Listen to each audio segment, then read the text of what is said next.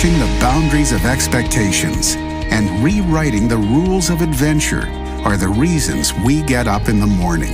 This is a way of life, a huge and growing community of explorers and adventurers, leading the way, blazing new trails, and raising the bar.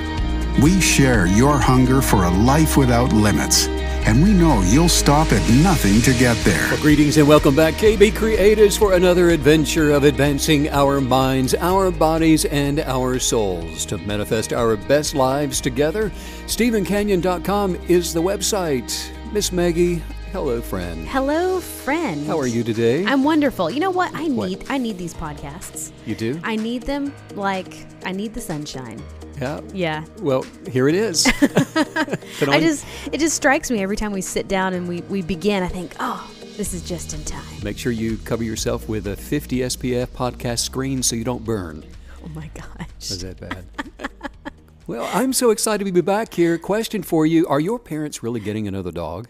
Oh, I don't know. Or is it that could just be talk? all talk. You think so? It could just be a dream. I hope they do. I hope they do too, so I can play with a puppy next time I go to see them. Who was your favorite pet? Ooh, that is Who? tough. Notice I said who. Oh, well, they are people They in are. essence, but better. Who? It's a tie, honestly. I could never choose between Sunny, my hamster, and Licorice, my Labrador. Wow. Well, now there's a difference. A hamster and a Labrador dog. So Well, my hamster I was love the almost names, by the way. he acted like a dog. He would sit on my shoulder and watch television with me. You know the little hamster balls that you Yes, put them in? yes. I could call him and he would come rolling in from another room. Your hamster recognized his name. His name. Yes, That's he got that's out of pretty his cool. Yes, he got out that's of really- his cage one time and he went into like the ductwork, the AC ductwork of the house. yeah. And he found his way a week later up into my room, into my vent. Sonny would come Sonny. when you'd call Sonny would come running. Yes, and then there's Licorice, Yeah. and he's was a Labrador. big black lab, and just long days of play, and laying out in the yard together and fun. And Did you notice? silliness. Did you notice the pack of labs sleeping out by the road earlier I did. today? I don't think I've They ever run seen that wild before. Here. We're still in Albania. Yes. But they have packs of dogs, Labradors. Well, and I had read about wild dogs when I read about the blogs before coming here, but no one said that they were labs. They sounded a little more vicious. I love dogs. I've had so many pets like you, and I don't know who would be my favorite. I love them all. And I have to say, Stephen, in a different I way. feel like I need to let our listeners in on the secret that is, you are the ultimate animal whisperer. Any pet, any animal, just no KBs. If you bring your animal around Stephen, it's now his animal. Well, you know what? I think the key to being an animal whisperer, as you put it, is just There's no key, you can't. Steve. Well, there is, No. and it's this: you never say no. Just don't say no to the animal, and they'll love you. There is something in you. It's don't a know. magnetic situation. But when a dog looks at you, the dog isn't thinking about what kind of person you are. Thank God. The dog's not judging you. Yes. So well, that's why I love that joke. What is the joke? It goes, my goal in life is just to be the person that my dog thinks I am. Yes. Yeah. Actually, animals are they are in a state of awareness that it existed prior to the arrival of thought consciousness. And that state of being in animals has certain characteristics that humans are attracted to. That's why we love our pets so much. Pets Yes. help us to unbecome negative influencers. I love that. And all of those negative Whoa. labels, the false story that so many people identify with. That dog, the hamster, my gosh. didn't care about your story. I love that. Had no interest at all in whatever story you may. Actually, That's wonderful. the original true essence of all of us would probably be more like a pet in a lot of ways. Yes. We just aren't identifying with stuff. We just are. Well, I want to yeah. eat some seeds. And I know my name if it has anything to do with some Oh seeds. my goodness. Well, the first thing that popped into my head when you talked about, the essence of pets, I'm thinking that's an enviable state of mind that you're Right? describing. So yeah, I totally agree with that. Well, that essence that we're talking about, your higher being essence, your supernatural self, the one that you are, was actually never whatever job you may have had that we want to identify with. That essence of who we really are, you were never bad or good. Now, you might label yourself as having been bad, or more likely the parent or the teacher or somebody said, you're a bad person, and then we think, well, that's who I am. But you are not bad. You are not good. Now, you may have some what people call bad experiences or good experiences, but that's not who you are. That's such a good point. I mean, and thank goodness, right, that we don't have to cling to those old identities that sort of trapped us. I mean, I worked at Blockbuster, so what do I do now? You're a blockbuster. But Blockbuster's gone. Which is not true, right? So you don't exist anymore. That's great. You are not a photographer. You are not someone's daughter or wife. Wow. You just are. All of those things describe experiences that we have had or are having, but those things that you typically identify with, or we're all conditioned in the natural to identify with, they are not you. A pet will never know you as any of those. Neither will your creator.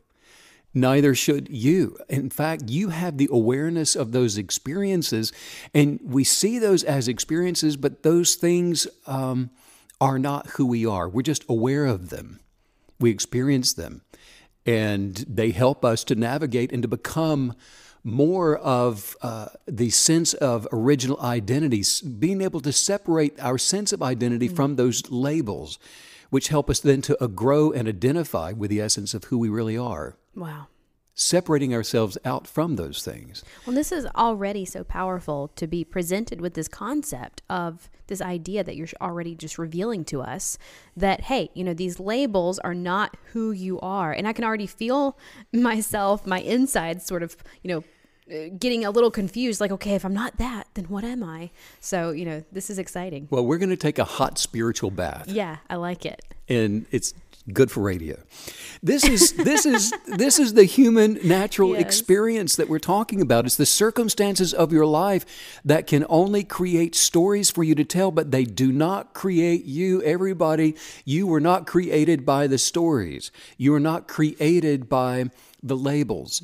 You are not the negative source influence. That is not who you are. The eternal essence of your being was created, that you came into the natural with, and you were placed here in the natural for you to enjoy your awareness of creation. The experiences stay in or go through you. They are not you, but they are part of what we can observe and interact with and play with, just have fun with.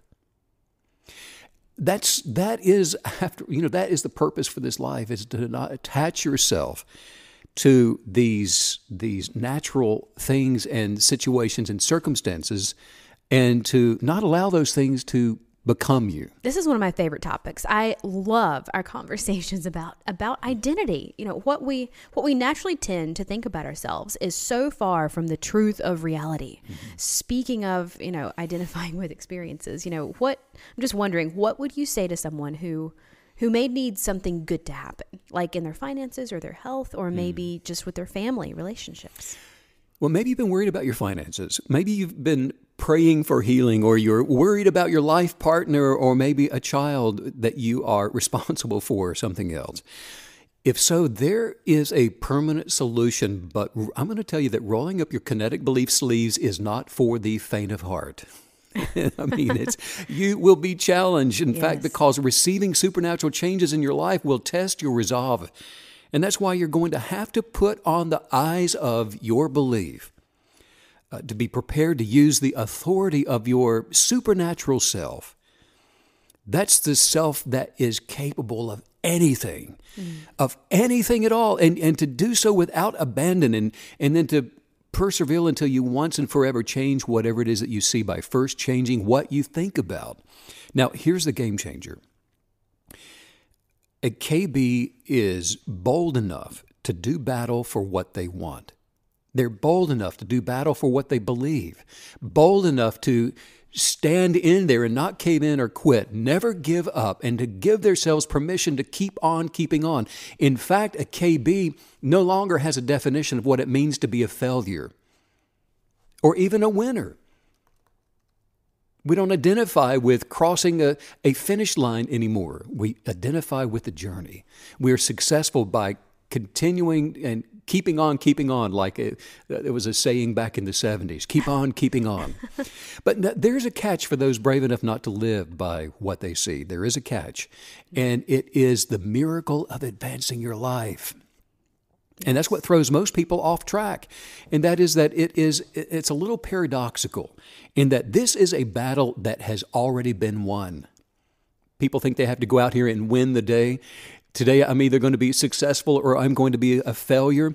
But see, that's not actually true. This is a battle that we are all experiencing in this life that really has already been won. Everything you'll ever need to become, for example, wealthy, everything you'll ever need to be able to win at life, to heal your body, anything that you choose, you already have it within you. And it's by aligning your belief with your original source identity, with that original victory, with the original ability, your supernatural self, that you make adjustments, small adjustments to be able to attract the life that you desire. Wow. Listen very carefully today, KBs.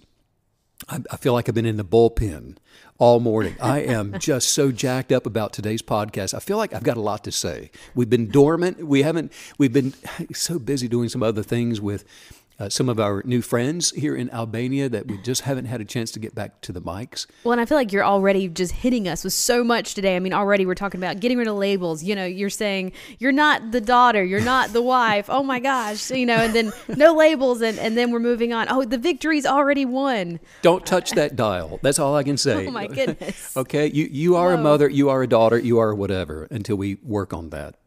So don't go anywhere. Whatever you're going after in the creative realm, here's a secret for seeing a manifestation in your finances, in your health, in your identity. Not like Megan is saying, we're not relating to a certain particular identity in life, but we are. It's paradoxical. The idea of self, who you really are, you're in a role, but the role is not you. The relationship is not you, although you're in that relationship. Or any other area that you've imagined in your life, all of it is changeable in that relationship while we're going and growing and becoming more. The first thing that an unwavering KB does is believe. Whoa. And, you know, I love all this. Oh my gosh. I'm just trying to calm down enough to say something, you know. It seems like it shouldn't be a big deal. You know, just believe, just do it, right? But there's this whole process, there's this whole wavering thing, and then there's this whole thing of being double-minded that tries to creep in. And I mean, I know it's not easy because one day you get stirred up, you're determined, you're going to start working out, you're going to get fit, you're going to be healthy, the healthiest you've ever been. You know, you saw some Tom Cruise movie and that chick was like kicking ass and taking names and it was amazing. And so now you walk out of there just so motivated. I'm going to, you know what used to do this for me was that Demi Moore movie, the G.I. Jane. Yes. It's like just a movie of her working out, you know, doing one arm push-ups. But I'm thinking I'm going to rip my abs. I'm going to run every day. I'm just chugging celery juice, go to bed. I wake up the next day. I totally forget the movie and everything else. And I make pancakes well, I don't like pancakes. I make waffles with whipped cream, you know.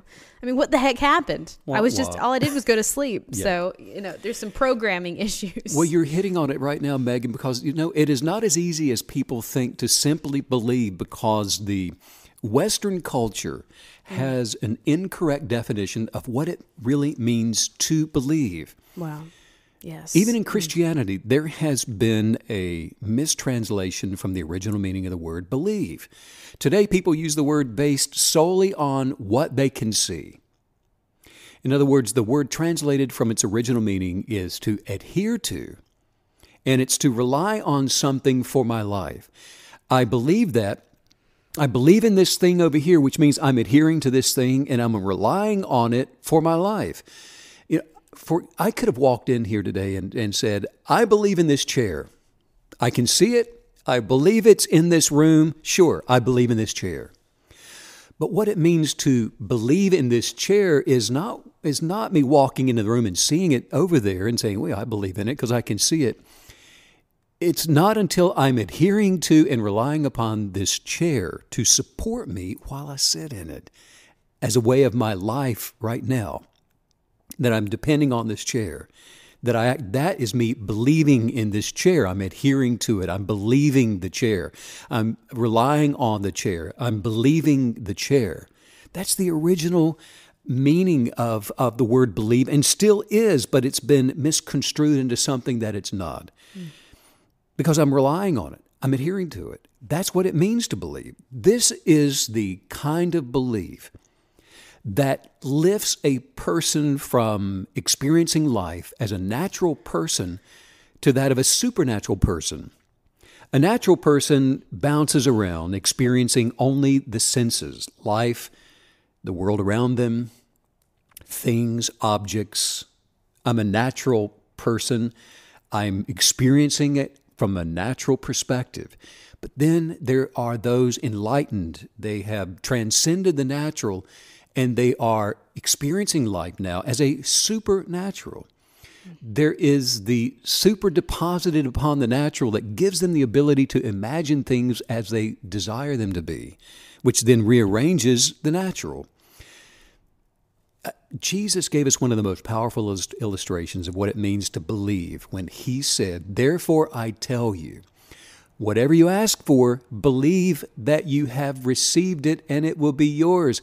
He said, adhere to and rely on it as though it already is and it will be yours. He didn't say believe that you will be given it and it'll be yours. He said believe that you already have received it and it will be yours. He was saying adhere to and rely upon what you say you believe, and you will attract it into your life. What was he talking about? He was explaining how quantum entanglement works to attract things into our lives. He was explaining the law of attraction. He was talking about the power, the creative power of kinetic belief. He was saying that if you can believe things that you cannot see in a way that you already have them, then the universe, it moves stuff around. It rearranges circumstances. It moves particle energy. It changes your vibration to attract what you are adhering to and relying on, to make sure that what you are adhering to and relying upon will be yours. You know, you're giving us some really powerful insights today, and I love how sort of a theme through all of them is this idea of, you know, how are we relating to all these different things in our lives? You know, how are we relating to our identity, to belief, to people, to our own self, to our senses, to the natural, to the supernatural, and just becoming even aware of that relating pattern is already feeling, and I'm just sensing how powerful it is. We really do exist in a realm of all things being possible, don't we? Mm-hmm. You know, it's as if all the road signs have been trying to tell us this from the very beginning, from religion to philosophers, science. We really are, well, what we think we are. The road signs are all there. The first thing that you do for a supernatural manifestation in your life, to begin experiencing life as the supernatural human that you are, is to change your understanding of what it really means to believe. Lock in on it and get it in your sight. This requires committing to an article of faith that you've adopted as your very own. And you get in it so high. Other people will use the word deep, but I prefer the word high. Get in it high to point out that it is your higher self that you are becoming. So you transcend to your higher self to choose your beliefs. You can't be a supernatural KB attracting the life you desire without first committing to what you choose to adhere to and rely upon. In other words, this is not a part-time endeavor, because you're relying on it. No. And that's what I mean by it's not for the faint of heart. You've got to do this. You have to stay in there, and you have to apply it as a way of life. And it does require a meditative state of mind, meaning that, like we talked about earlier today, we get up every morning stirring up our thoughts meditatively. Yes. To go through the day, seeing things not in the natural, but the supernatural as we choose them to be. Yes. When I was 11 years old, I wanted a pony. I wanted a pony. I didn't live on a farm. There was nowhere for me to keep a pony, no way for me to get a pony. I'm 11 years old, though. My parents, my brothers, my sister, nobody else knew anything about ponies.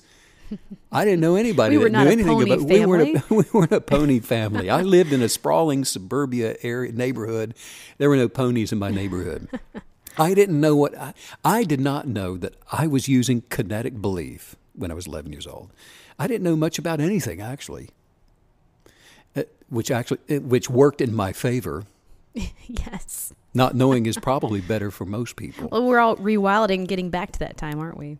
Yes. I didn't know how to even think about negative reasonings to rationalize or reason my way out of something. I wasn't old enough to talk myself out of anything. All I knew was the world was full of wonderful things. The world had lots of ponies in it. And if you want something, you just go and you get it. I want a pony. So where's my pony? I'm ready for my pony. I'm ready. There's a world of ponies out there. But I got hold of some horse books, pony books, saved my money, ordered a pony saddle from Sears and Roebuck. You ordered a saddle? Ordered a saddle. Oh my goodness, I love that. I bought a pony bridle. I purchased a pony blanket, and I put them in my little room. I went up to the mall, got my equipment. Riding the bus home from school one day, I noticed an old farmhouse. It's about 2 miles away from where I lived. So I thought, I'm going to go up there, knock on the door, and ask them if they have room for a pony. And so after school, I walked up there, knocked on the door, and an old gentleman came to the door, and I said, I'm going to get a pony. Do you have a place I could keep it? Scratched his head, took me out, walked out to the back of his farmhouse, and there's a big overgrown field out there that had a little fence around it. He said, you keep him out here in this grassy area. And I said, well, would it cost anything to keep him here? And he said, he scratched his head. He's really itching a lot because he kept scratching. He said, oh, yeah, $10 a month. $10 a month. $10 a month. Keep your pony here. Whoa. I was so excited now. At least I had a field for my saddle and my bridle and my blanket.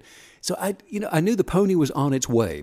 And sure enough, a friend of a friend who knew somebody that had a pony, next thing you know, I'm buying a pony. They're bringing it out. They're dropping it off. And not only did I get a pony, but a few weeks later, I went up to the field and noticed I had 2 ponies. My pony was pregnant. No one knew it. And she had another pony, so my ponies were multiplying. I'm attracting more ponies. You're like, I didn't know how to whoa. turn that spigot off. Exactly. So, I love this story though, because it couldn't be a more perfect metaphor for what we are, to help us as students of kinetic belief understand exactly how this process works. The world tells us don't get the cart before the horse, but it's like, actually, you should get the cart before the horse shows up. You should get the saddle. You should proactively chase after these things. And I just love this idea that now anytime I'm manifesting something, I'm going to overlay this story, just what is the saddle? What represents the bridle? What represents the field? Because I'm expectantly chasing down whatever That's my a great pony point. is. The world says don't get the cart before the horse because the world says you may not get the horse. Yes. It's leaving room for what the world calls failure. And there's doubt in there. There's a seed of worry in there. We need to have a committee about this because after all, this may not happen. And if you're already saying that, You're double-minded. It's already over, right? You finished it's it. Done. Right. Wow. And this is just so exciting. Yes, this is how KBs are doing life. We believe our life before we see it. Take you and me, for example. We are adhering to and we're relying on this connection, this relationship that we have together, the way that we imagine it to be. So we're growing together in the way that we have imagined to, simultaneously. Awareness is perception. It's like the old adage, does a tree make a sound when it falls if there's no one around to hear it? We've all heard that before. Right. And this is where quantum theory can be rather disturbing A little weird. to physicists. A little weird. Because the question, does something even exist if there's no one around to be aware of its existence, is a perplexing one. in creative theory, creative sciences. Because at best, the question, it is a riddle. It's a conjecture, a conclusion that can neither be proven or disproven scientifically.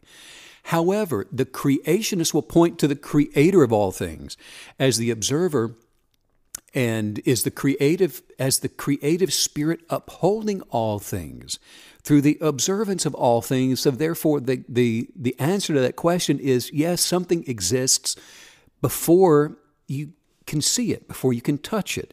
Right. Where do human beings enter into the awareness spectrum? We are witnesses to what is. We are the deciding witness. I like that. I like it better that way. You are the deciding witness, the determining factor as to what you will experience in this life. Yes. Wow. In other words, your awareness aligns you with what you are aware of. What you are aware of through the senses is not the final authority. You are. Then what you determine to be aware of, regardless of what you can see, determines what the senses will perceive. Awareness can be manipulated by the imagination, which is just as much a part of the created universe as a bowling ball is. Your imagination is. When you choose to believe something by adhering to it and relying upon it, like we're talking about today, what really happens when you believe? When you choose to believe something upon its existence, you're relying on its existence, you're adhering to its existence, not because you can see it, but because you've chosen to. You have made that determination that I'm adhering to this imagination. I am relying on the existence of this thing. My awareness for that thing attracts the substance of it, attracts the circumstance, attracts the person, attracts the love, attracts the money, attracts the house, the car, the vacation, the better life, the healing that's needed in the body. It attracts it, and your awareness for that causes it to become you. It becomes real to you. It becomes tangible to you. This is the supernatural power of kinetic belief. It doesn't matter where in the world you live. It doesn't matter what your education is or your cultural upbringing has nothing to do with the creative realm. Nothing at all to do with it. This manifesting kind of belief, it does not need to be physically seen before it's believed because you're imagining it. And you see it, and you can see it in your thought forms. That's the real essence of reality, is your thought forms, your imagination, not what you can see. What you can see changes, and it falls away. It changes from today to tomorrow. And when you can see the pony saddle and the blanket and the bridle in your thought forms, like you're saying, before you can actually touch them, that's when you begin relying on the pony saddle and the blanket and the bridle for riding a pony that you don't physically have yet. This is kinetic belief. This is what Jesus talked about for attraction and creative power that we have. You are creating those things through your awareness to rely upon those things. And as a result of you adhering to and relying upon those things, whatever they are, healing, money, love, your belief, you begin speaking of what you desire as though you already possess it. You begin talking about what you believe because it just is. You're not trying to justify its existence. You're not trying to qualify in some way for it, to earn it by merit or through some kind of a whine saying, well, I deserve it. It's only fair that I have it. It has nothing to do with fairness. It has nothing to do with merit. It has nothing to do with earning it. It has everything to do with relying upon it and adhering to it. It just is. This is vital to how attraction works in our lives. Well, and I love this deciding witness perspective shift that we're going to go through as a new kinetic believer, and then that we continue to remind ourselves of forever, basically, that we are the deciding witness, because it's very natural, it's very organic for us to think that someone's going to give it to us. Where is it going to come from? Okay, I'm ready. I'm ready for the pony. Now who's going to give it to me? And so living life in this powerful, you're in control of everything that's coming to you. It's just this massive perspective shift on how we're living, where things are coming from, who you are. You know, we adhere to and rely upon our choice for every aspect of our lives. We only talk about, as kinetic believers, being healthy, happy, full of joy, able, we're willing. We only talk about being successful. We only talk about and imagine being in love with each other. And it does work. We don't make any creative allowance for life to not fit into our expectations for what we desire it to be. Not making an allowance for less, not making an allowance for it not working out. And to do that, we remove time from factoring it in. Because that's what we want to do. We say, well, I hope this relationship works. Well, how long are you giving it? Until next Thursday? What if it had worked out by Friday and you've already thrown in the towel? I met someone. I'm giving it till Thursday. I'll give it until Thursday, and then it either works or it's a failure. I think there was a time in my life where I was like, I'll give it till 6 o'clock. Same day turnaround. My story comes on at 6:30. Yes. I don't know. The goal should be to build and to develop your viewpoint to a place of believing what you desire as the absolute of your reality. In other words, if you're willing to stand forever, you'll never stand for long. It is the absolute. There's no second choice, no second place, no second possibility. It is absolute. And it is then above what your circumstances are saying to you, above what you can already see that is around you right now. For goodness sakes, don't live by what you see. Even if your circumstances are screaming at the top of its lungs, and you're hearing those circumstances and they're shouting into your consciousness saying, trust me, your life is terrible. You'll never have a pony. You have a sad, sad story, young man. You're 11 years old and there's no pony in your life to be had. Keep telling everybody about how sad your story is. After all, that's your identity. That's who you are. Blonde-headed little kid without a pony. Oh.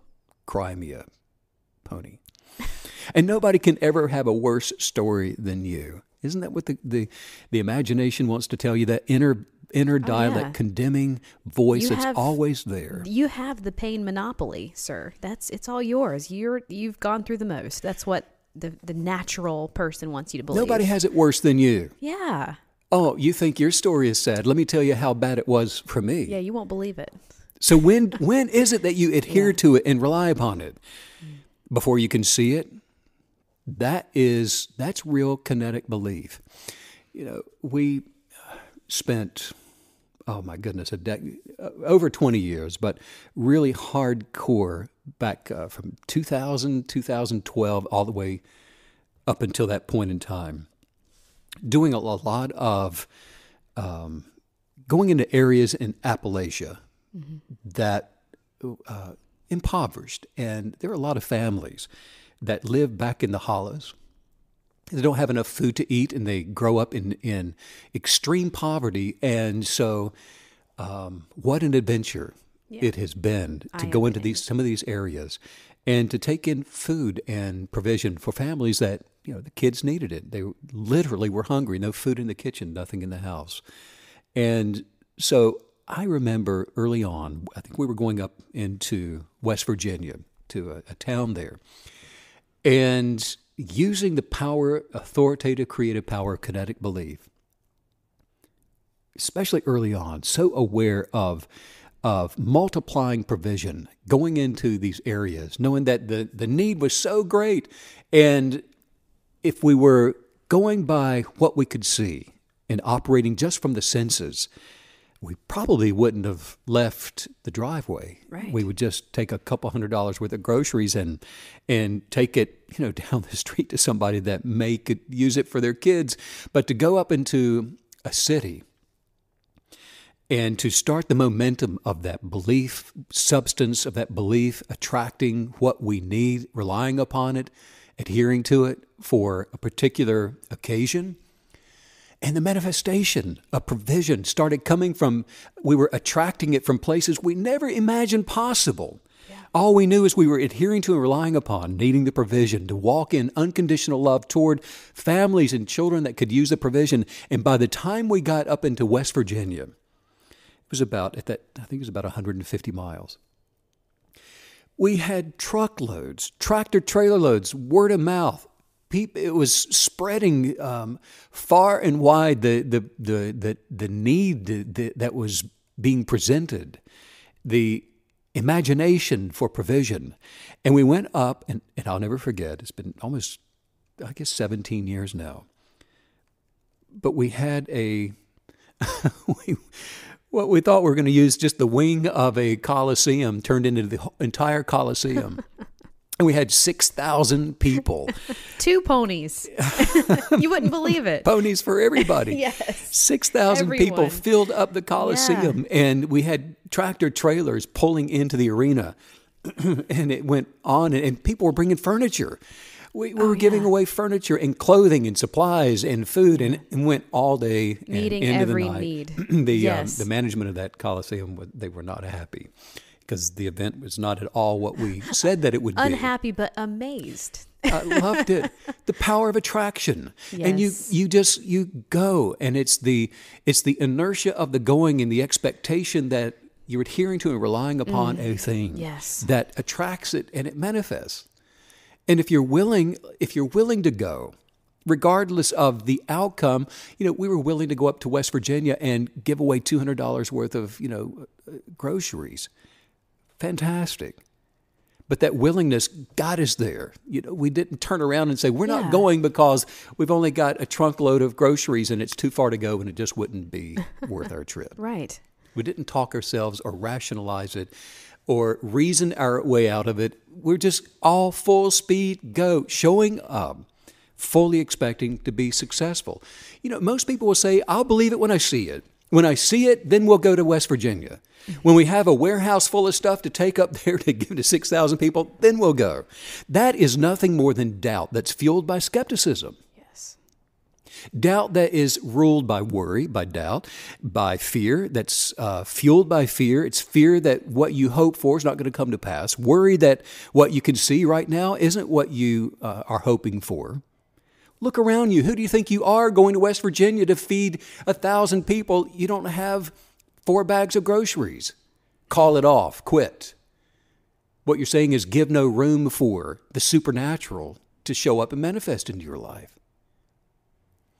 This type of hopeful belief, where you've got to see it to believe it, is of no effect. It's natural. It's natural-minded. It's of the senses. Everything that you can see first came from what cannot be seen. All possibilities exist in the realm of not being seen. It's the natural human experience that perpetuates the natural human experience. Yes. I always think it's funny, too, when people need to see it to, quote, believe it. And then as a kinetic believer, you're going, well, that's not really belief, is it? Isn't it? I mean, that's just you looking at something. That's correct. That is the wrong definition of belief. You don't know what it means to believe. Now you know belief is adhering to it and relying upon it. Well, and I have to say, I really, really love, it just really hit me hard today, how you began by taking us into the realm of recognizing identity, connecting with who you really are. Because in order to commit to belief in the way that you're describing today, that's the theme here, commitment. If you are willing to stand forever, you don't have to stand for long. But what prevents so many of us doing that is what other people are going to think. So when you consider failure, when you consider doubt, it's always rooted in other people's opinions. What are people going to think of me? So establishing this really vivacious, grounded, rooted persona and identity, and then coupling that with this commitment to belief that you're telling us and walking us through. I mean, that's basically unstoppable. Well, the natural human experience perpetuates itself. It does not work to become more.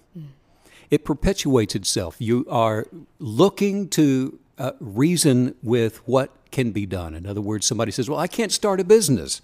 Well, why not? Well, because I don't have the money.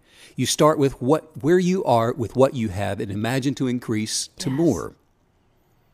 Because it doesn't adhere, if you're not adhering to and relying upon things changing based upon what you can imagine, they don't change. They stay like they are. Believing things as they are keeps them like they are. And if you've not been receiving what you've been hoping for, I'll tell you that it's because of the double-mindedness of your belief. As long as you hold on to two potential outcomes, you remain double-minded. And you're not in control of your supernatural creative authority. Wow. So it just feels so vital to reiterate what you're saying. A double-minded person cannot manifest their abundant life because they lack the gratitude of possession, of already having it. What they say they want, they don't imagine to have it. Because, there are so many people who will say they believe. And then they go and they talk about their problem as though it's still a problem, or as if the solution they desire, it just hasn't even shown up. So you're pulling the rug out from under yourself all day. Yeah, and if this is you, if you have to put your hand over your mouth, I mean, I wouldn't suggest putting your hand over your partner's mouth. Just put it over yours if you have to. Don't talk about what you need. Talk about how thankful you are for what you are adhering to and relying upon, and about how grateful you are for what you have already received. There was a young man in our meeting here yesterday, and it was kind of a common theme among many. And this country being fresh out of being deeply entrenched in communism, still have a sense of a requirement for having permission, being permitted to attract something different in their life, being permission to become successful, permission to be good at something, permission, conditioned for permission. And that is not just here in Albania, but it's universal. In the United States, Australia, England, wherever you go, most people require permission. Absolutely. To fill in the blank. Somebody has to tell me that I'm smart. Somebody has to tell me that I'm worthy. Someone needs to tell me that I'm actually healthy, or that I look good, or that I should feel good, or that I'm okay. Because if you tell me I'm not, then I believe that. Wow. Conditioned for permission. This goes back to learning to give yourself permission. That's hitting me. Conditioned for permission. Man. Give yourself. Meet that obligation for permission and give it to yourself. Anything is possible. You're the deciding witness. You are the deciding witness, and talk about what you are and what you expect to be. Don't talk about what you need. Talk about how thankful you are for what you're adhering to and relying upon. Don't talk about how you need to, how you're sick and you need to be healed. Talk about what you're adhering to and relying upon where your health is concerned. About how grateful you are for what you have already received. How healthy you are, how strong you are, how wealthy you are, intelligent you are. How big of a genius you are in your own original identity, the way you came into this world, how amazing you are. And how this one young man we were talking about writing music. He had found some of my music online and some of the YouTube videos and wanting to know what it's like to play concerts. And I found out, and I let him play my keyboard a little bit. He plays a little bit of piano. And I said, well, do you have anything original? Oh, I don't. I can't do that. Well, have you ever tried? Oh, no, I don't. I can't do that. I said, you could? I could? Oh, you could. You can imagine a melody and you could just pick it out on the piano. Really? Yeah, go ahead and try that. He said, I will. Wow. Never imagined to. Conditioned for permission. Most people are conditioned for permission. You cannot be someone who gripes. You can't be somebody that complains, someone that worries and doubts and fears. To do those things, that is to believe you are those things. And if you believe you are those things, you will continue to have those things that you complain about. You'll continue to have the things that worry you. And you'll continue to attract doubts and fears into your life, those things that you say you don't want to have. When you start hearing the voice of your natural self whisper to you, you'll never get what you want.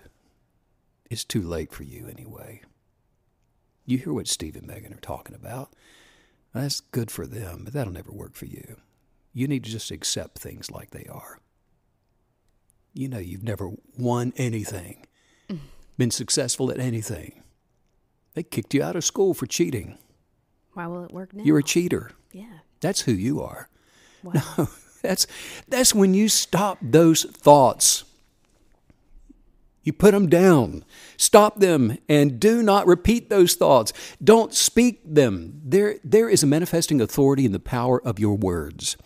And when you align your words with thoughts, you are sending out the vibrational expectation of what you think you said to attract what you think you said.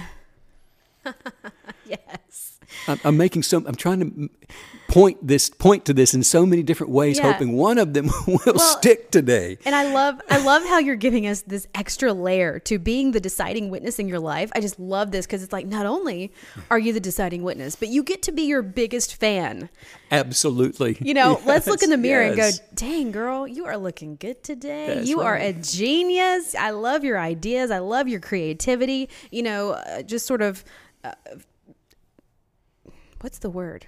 What is the word? Celebrating yourself. Celebrating Yes. victory in life. Thank and you. edifying yourself. 'Cause Celebrating. when you look in the mirror and say, dang girl, you're looking good today, it's because you're going through the day saying that to everybody else. Dang girl, you're looking good. Dang guy, you're looking good. Dang Steve, you look good. Dang, we all look great. Because intrinsically, the essence of self, the supernatural self, is doing just that. There are no spiritual birth effects. There's nobody within the essence of who they were originally created to be that is doing less than perfect. Wow. And so we all just peel away all the garbage, all of those fake labels, all of that stuff we identify with that says you're less than doing great. Yes. Cast it down, and we lift all of us up together. Lift everybody you meet to. You're not competing with anybody anymore because that person you think you're competing with is just as good as you in their essence of their natural self. And I love what you're telling us right now too, because it's going to empower you to defend yourself against any sort of negative ideas that your old self is trying to put on you. You know, for example, if you love a band, like let's say, you know, oh, jeepers, I don't know. What's a good band? Coldplay, thank you. Let's say you're just this huge Coldplay fan. Can you imagine if someone just comes in and they just start trashing Coldplay? You know, you immediately have this list of all the reasons that they're amazing and that person is wrong. And as our own biggest fan, we can do that for ourselves. You know, when those doubts and those fears, those worries, the opinions, the negative opinions of others come in, we get to pop up and say, no, you don't understand how amazing, how capable, how happy, how fulfilled I really am. Let me tell you. Yeah, and you know, it's those thoughts that when we learn to, by coming into the present state of being the essence of who we are in the supernatural realm of creativity as a kinetic believer, that when you see that train of thought coming by, you don't attach yourself to it, and you just recognize it as a train of thought. Am I going to climb on board that conversation about Coldplay being good or bad or anything? Wow. Well, I'm going to choose not to adhere to it and rely on it. Wow. I'm going to choose to not believe it. So when somebody thinks they are insulting you, you now, as an observer of that comment, have the ability to make a decision. Am I going to adhere to that and rely upon it? In other words, am I going to believe it? Probably not. So you don't follow the train, you don't climb aboard, and it doesn't become your identity. Wow. And so you remain separate from it. Speak your gratitude for what you adhere to and rely upon as yours. Because when we do that, and you choose to not adhere to the thought of someone trying to insult your band, you're transcending your natural self to the higher essence of your supernatural eternal being. And the authority of your supernatural spirit, that is your light. That's your lighthouse in the wilderness of needs, like we were talking about at breakfast today. It's your light. Yeah. And for light to work, we don't focus on the negative or the dark, the pessimistic. You just are. You are light in a wilderness of need, and you do this, and I'm telling you, the voices of doubt will absolutely disappear really fast. How would you help someone who's listening to all this and they're excited about what you're saying, but they still have that little voice saying, you just don't understand how difficult, how hard my life is. I hate my job and I just feel consumed with the routine of life. First thing I would tell them to do is to go and listen to this podcast. Again. And then I would just, they don't like their job or their life routine because they keep manifesting what they say they don't like. It's like in Montenegro, and this young woman said, I can't meditate. I have really hard time meditating. And I said, you've got exactly what you believe. Of course you can't meditate. Actually, your response was like even funnier. You were like, yeah, you can't. Congratulations. Well done. You have what you say. Yeah. Because you're perpetuating what you say you can't do or what you don't like by complaining about it and saying you can't do a thing or you don't like something. If you want to change what you have, change what you say about what you have. We take creative authority over any situation by speaking what we imagine to be gratefully adhering to and relying upon. Remember, the words that you speak are actually things. We did a podcast on it. Words are things in the natural realm. Yeah. They are things. They contain creative power. It's like the husk of a seed. And within that, the husk of that word is creative substance. And whatever you're believing for, if you know it's good, if it's life, if it's born of unconditional love, if it's life, write and speak the words of what you believe about life, the life that you're believing to receive. For example, I have perfect health. I feel great. My body is functioning at peak performance. I have great wealth, and it's mine now. I'm not in want for any good thing. I have the wisdom for every situation and for my best life as it was meant to be for me and my family. It's continually unfolding every single day, and it's always becoming more. I am so grateful for this full, blessed, abundant life. All things are working for me and for my good right now. And it's marvelous to see, isn't it? affirm your best life and do it out loud, just like I just did, and do it often. Because, the more you do this, the more you'll be able to say with complete confidence that I believe. And you'll say it knowing what you really mean when you say I believe. No, brainstorm your dreams. Think about them. Meditate on your dreams. How big can you think? How big can you dream? How big is your vision? Once you think it's big enough, stop and brainstorm it some more and enlarge your vision. Enlarge your dream. Enlarge your goals. And imagine them to become more. Imagine to see them real right now as having manifested in your life. And write them down in a journal, so that you can begin constructing it and writing out the pathway of your life and coloring it in with vibrant colors of success and abundance, and create pictures. Go ahead and imagine those objects that you see you're surrounded with, and write down as many new words to represent each thing that you want to attract into your life. And this is the constructing of your life as a supernatural creative being. We all have the ability to do this. Well, let's work on some new highest viewpoints instead of going deep to locate our supernatural self. Let's invert our higher self to transcend the natural self, and let's get high together. Okay. You want to do that? Yes. All right, let's get high. Okay. Just say this out loud. Say, I am ready. I am ready. Willing. To take my life. To the next level. To the next level. I choose to believe. In my higher self. Today I receive. Today I receive. Today I believe. Today I believe. Every circumstance in my life.